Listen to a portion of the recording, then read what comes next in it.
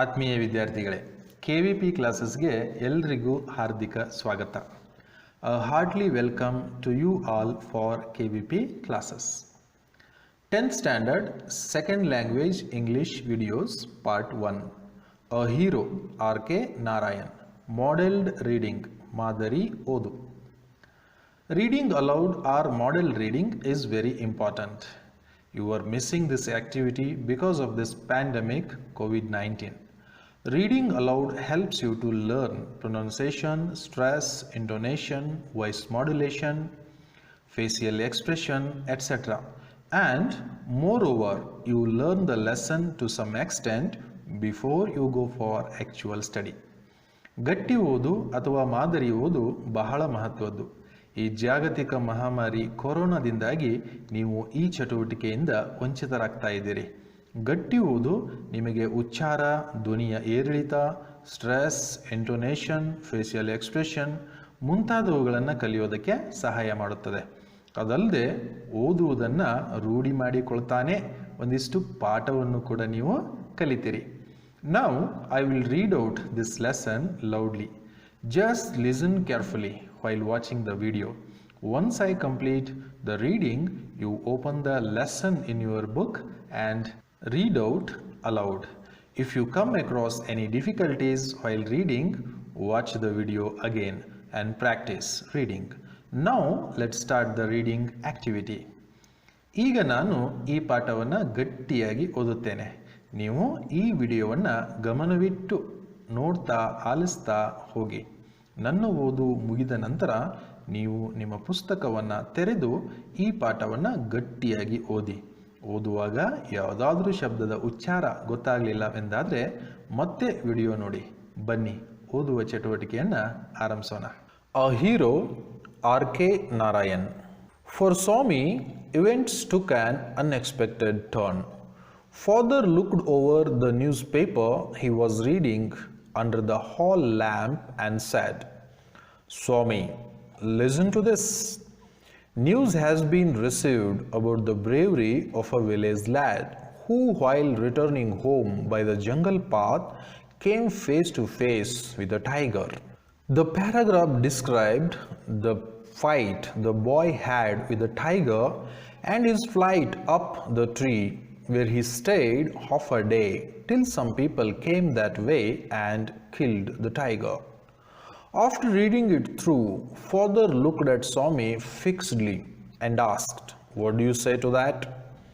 Swami said, "I think he must have been a very strong and grown-up person, not a boy at all. How could a boy fight a tiger?" "You think you are wiser than the newspaper?" Father sneered.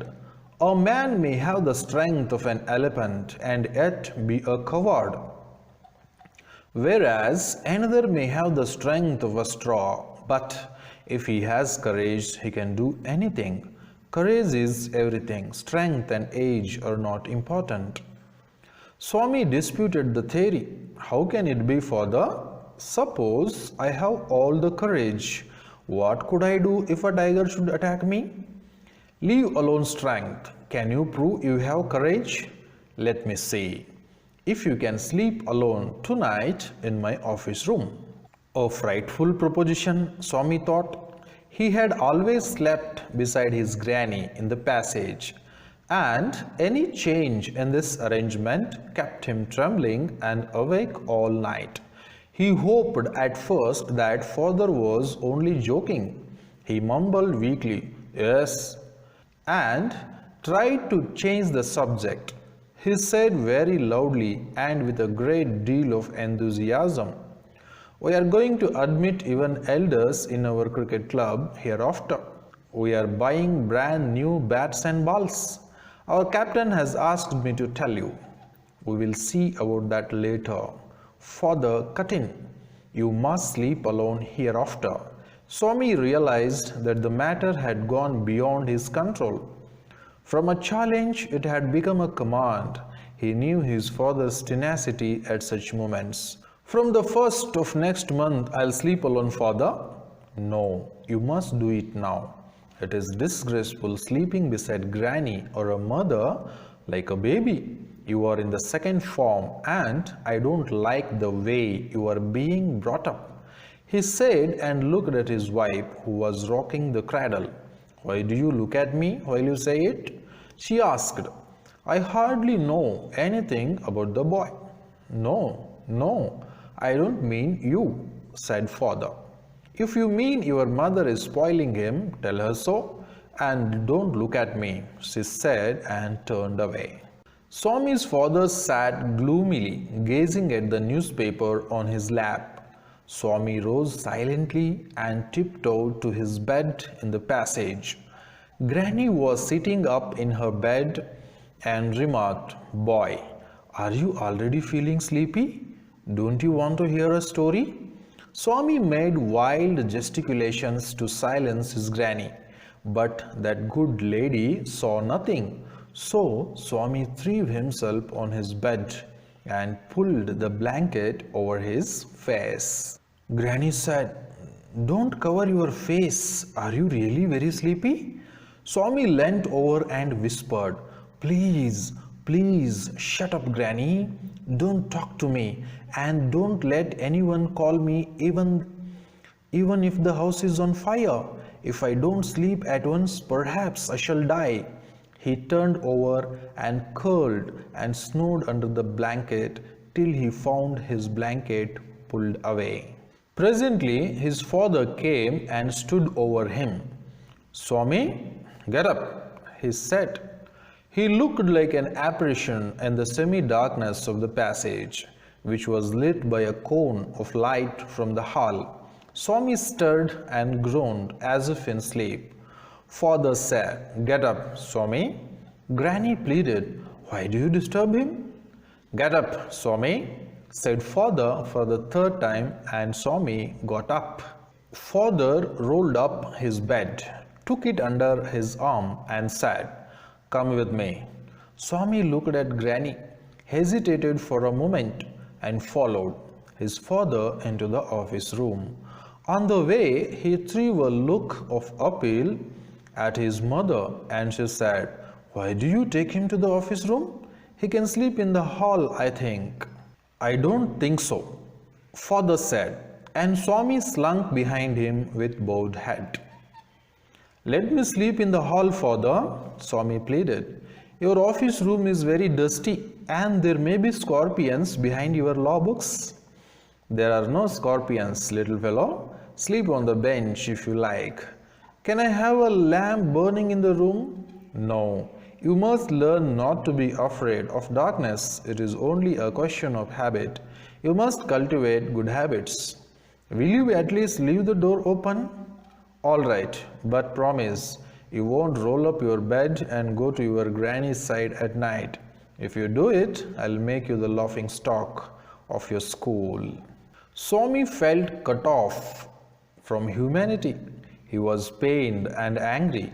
He did not like the stern of cruelty he saw in his father's nature. He hated the newspaper for printing the tiger story. He wished that the tiger had not spared the boy, who didn't appear to be a boy after all, but a monster. As the night advanced and the silence in the house deepened, his heart beat faster. He remembered all the stories of devils and ghosts he had heard in his life. How often his chum Mani had seen the devil in the banyan tree at his street end.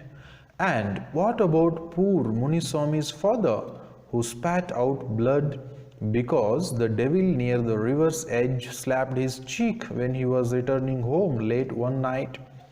And so on his thoughts continued. He was faint with fear.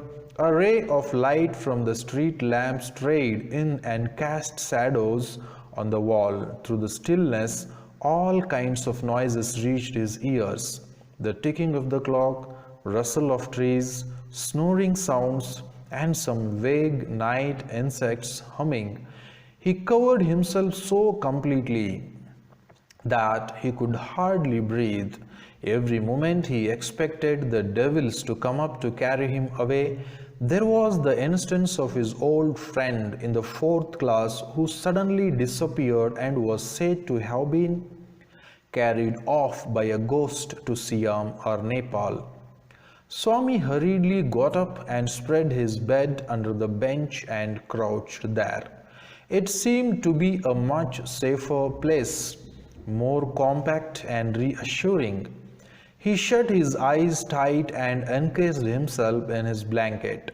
Once again, and unknown to himself, fell asleep and in sleep was racked with nightmares. A tiger was chasing him, his feet stuck to the ground. He desperately tried to escape, but his feet would not move. The tiger was at his back, and he could hear its claws scratch the ground. Scratch, scratch, and then a loud thud. Swami tried to open his eyes, but his eyelids would not open, and the nightmare continued. It threatened to continue forever. Swami groaned in despair. With a desperate effort, he opened his eyes. He put his hand out to feel his granny's presence at his side, as was his habit, but he only touched the wooden leg of the bench, and his lonely state came back to him. He sweated with fright, and now what was this rustling? He moved to the edge of the bench and stared into the darkness. Something was moving down. He lay gazing at it in horror. His end had come. He realized that the devil would presently pull him out and tear him, and so why should he wait?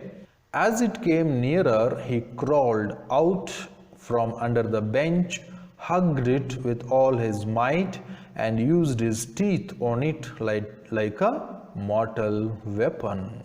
Ayo, something has bitten me, went forth an agonized, thundering cry, and was followed by a heavy tumbling and falling amidst furniture. In a moment, father, cook, and a servant came in carrying light, and all three of them fell on the burglar, who lay amidst the furniture with a bleeding ankle. Congratulations were showered on Swami next day. His classmates looked at him with respect, and his teacher patted his back. The headmaster said that he was a true scout. Swami had bitten into the flesh of one of the most notorious housebreakers of the district, and the police were grateful to him for it. The inspector said, "Why don't you join the police when you are grown up?" Swami said for the sake of politeness, "Certainly, yes," though he had quite made up his mind to be an engine driver, a railway guard, or a bus conductor later in life. When he returned home from the club that night, father asked, "Where is the boy?" "He is asleep." "Already?" "He didn't have a wink of sleep the whole of last night," said his mother. "Where is he sleeping?" "In his usual place," mother said casually. "He went to bed at 7:30. "Sleeping beside his granny again?" father said. "No wonder. He wanted to be asleep before I could return home. Clever boy." Mother lost her temper. "You let him sleep where he likes. You needn't risk his life again." Father mumbled as he went to change. "All right, mollycoddle and spoil him as much as you like. Only don't blame me afterwards." Swami, following the whole conversation from under the blanket, felt tremendously relieved to hear that his father was giving him up. I hope you all enjoyed this reading session. Let's meet again in the next video with the explanation of this lesson. ಈ ವಿಡಿಯೋವನ್ನು ನೀವೆಲ್ಲರೂ enjoy ಮಾಡಿದ್ರಿ ಅಂತ ಅನ್ಕೊಂತೀನಿ. ಮುಂದಿನ ವಿಡಿಯೋದಲ್ಲಿ ಈ ಪಾಠದ ವಿವರಣೆಯೊಂದಿಗೆ ಮತ್ತೆ ಭೇಟಿಯಾಗೋಣ. ನಮಸ್ಕಾರ.